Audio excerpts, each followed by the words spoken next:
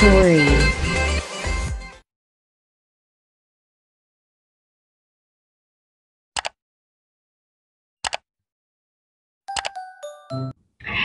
Hello mga katoto! Welcome to another day full of lights and love! This is Story! At ito na nga, sa ating pagbabalik na vlog, nandito tayo ngayon sa Imus, Cavite para sa isang event. And I am here to show you kung ano nga ba ang itsura ng venue ng event natin for today. Kaya tara na! Samahan niyo na ako, guys! So, today mga katoto, we are here at Patio Luisa Events Place. Actually, ilang beses na rin ako nakapag-event dito.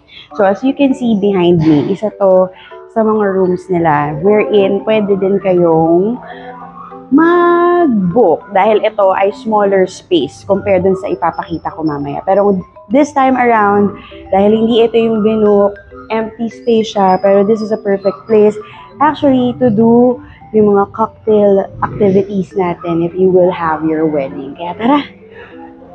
So, eto na. Makikita nyo naman guys, air-conditioned din to actually itong lugar na to. So, mini space siya para dun sa mga intimate events. So, dito naman, ayaw mabukas. Ay, paano ba to? Ala? Ay, hindi ata siya pwede. Dito na lang tayo ikot. So, kung makikita nyo naman dito, meron swimming pool area din. Oh, diba? Ito, balita ko, itong Patio Luisa, pwede din siyang i-avail as accommodation din. So, kung kayo ay may mga ibang klaseng theme, like mga pool party and all, pwede din ito. Okay, so in this area naman mga katoto, so importante sa isang venue na meron tayong CR for the guest. So they have separate restrooms for the gentlemen and ladies. And syempre hindi natin matucheck yung sa gentleman, baka may makita tayong Tweety Bird. Dito tayo, dito. Wow, diba? So, ang ganda ng laba to. Ikaw ang nagkamali. Oh my gosh!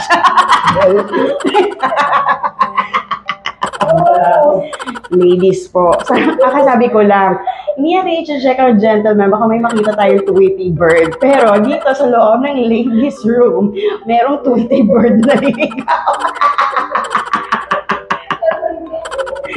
Huling-huli tayo sa acto. So, ang ganda, di ba? Importante, balik tayo guys. Importante sa CR, malinis. So, di ba? Ang kintab, malinis. May tubig ba? O, check na check. May tubig, meron ding dryer, may sabon. At saka, higit sa lahat, tuyo yung floor. Kasi ako, personally, ayoko ng mga madugyot na CR. So, importante sa akin yung may malinis na CR, mabango, malinis. Yan. So, meron tayong isang cubicle dito. And hindi na natin mapapasok yun kasi medyo masikip na. Pero, perfect na perfect itong Patio Luisa.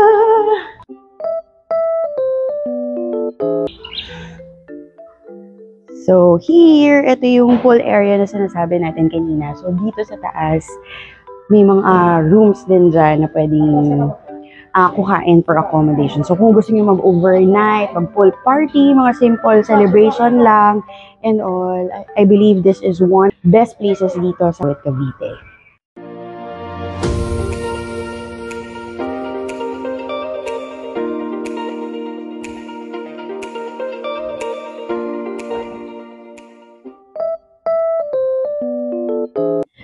So, here naman mga katoto, kung gusto niyo naman ng lugar na garden feels, yan, if you're having a wedding, or kung gusto niyo naman ng, kumbaga, backyard carnival, this area is a perfect place as well dito sa Patio Luisa.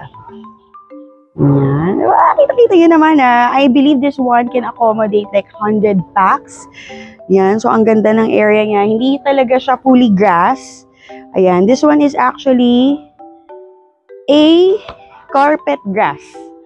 Kaya, if you are worrying, if let's say, example, biglang umulan, hindi lulubog yung mga heels dito kasi this one is carpet. So, fake grass lang siya. And may makikita nyo, meron din dito na semento. Yan. So, kahit na medyo umambon, caring-carry pa rin, i-pull off ang inyong backyard party or garden party.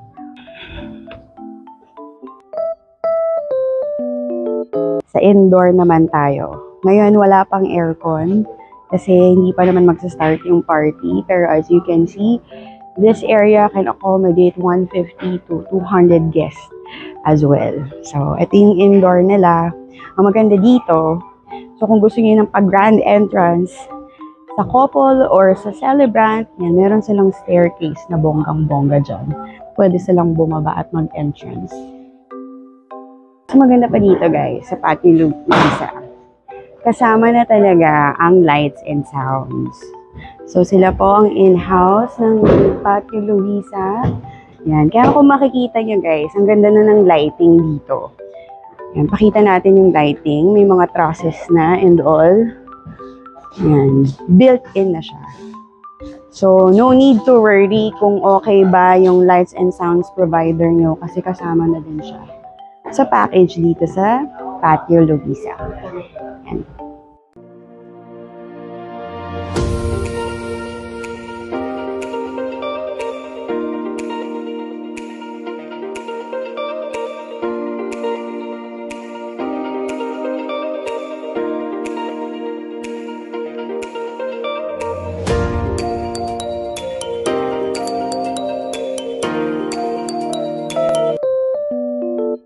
So, ito ang pa-staircase, para kang isang reyna at haring bumababa.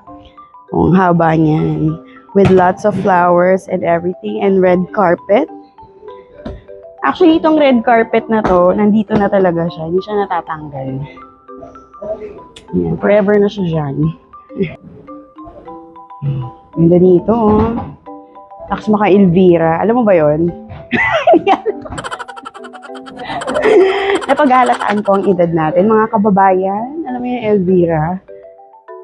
I never lie.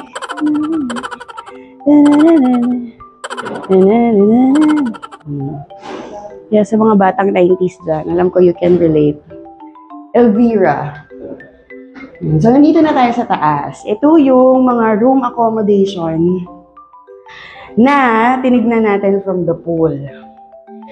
So, ang ganda, para tayong nasa hotel. So, merong 1, 2, and 3 rooms tayo na makikita. So, ito na. Pool side! Diba? May pa-view sa pool. So, ito yun. Ito yung rooms na yun kanina.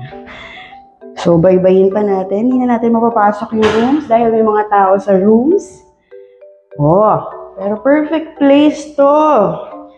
Kung kayo ay isang malaking pamilya, dahil meron pa dito, baybayin naman natin itong hallway na to. Ayan. Pababa na siya.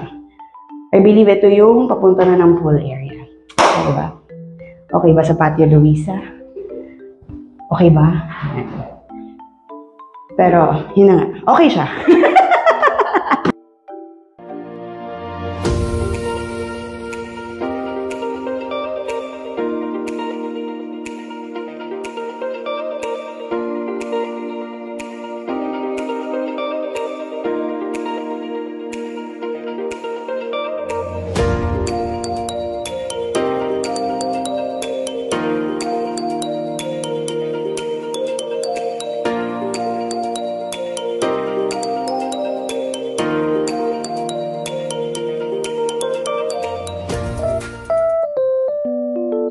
So, kanina, dumiretso na kasi tayo agad sa pool. So, from the entrance kanina, doon sa pang-intimate celebration, dito na siya papunta. So, pakita lang natin from the entrance door.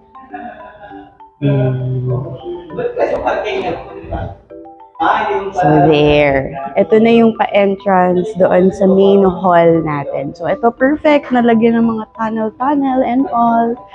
Diba? Kasi ito, registration. Kasi ito pang maganda, guys. Kung kayo biglang nagutom at hindi pa tayo magkainan, merong bake shop dito. Ang pangalan ng bake shop, ano bang pangalan? Susa and Son. Susa and Son Bake Shop. So, marami mga pastries, ayan, mga kutkute na pwede yung bilhin kung kayo ay nagugutom na at hindi pa nagsastart yung party. And another thing, pwede din siyang bibili na kung wala kayong pang-prizes, hindi naman din kayo bumili, di ba? So, ito naman guys. Ang maganda pala dito, hindi lang isa yung CR nila na pinakita natin kanina na may lumabas na Tweety Bird. Meron din dito paglabas ng main hall. So, ladies room. Yan. Ito, pinakamalapit na CR. Kaya, maganda din to para dun sa mga, syempre, mga 60 years old and above na senior. Ayan, na madali lang sa kanila para makapag-CR. Perfect na perfect dahil katabi lang ng main hall. And by the way, guys, I wanted to meet Tweety Bird.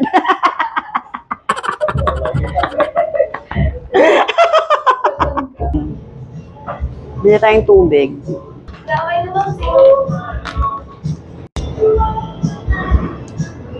Sama ko si Anne. So yung sinasabi ko sa inyo kanina na parang bake shop.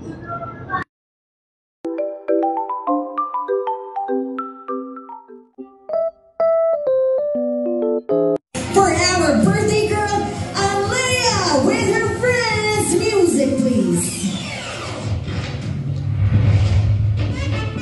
Everybody, come on. It's the world in the house. Clap. Yeah.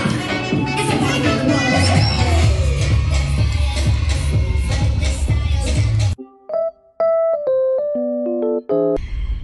And mga katoto, maraming salamat. I hope nagustuhan niyo yung video natin. Ang tagal ko na hindi nag-vlog, kaya medyo nakangapa tayo ulit sa mga sasabihin. But I hope dun sa mga taong naghahanap ng venue, Patio Luis, yun ang isa sa mga lugar na pwede yung i-scout, puntahan, at i-check, at pwede nyo rin i-book for your future events dito sa Cavite. So, hindi na tayo nakapag-outro kanina, kaya dito na lang namin gagawin sa kotse together with my team. So, thank you so much guys for watching. Do not forget to click on the notification bell for more video updates at subscribe na now na. And this is it, Bansit. Keep spreading light and love!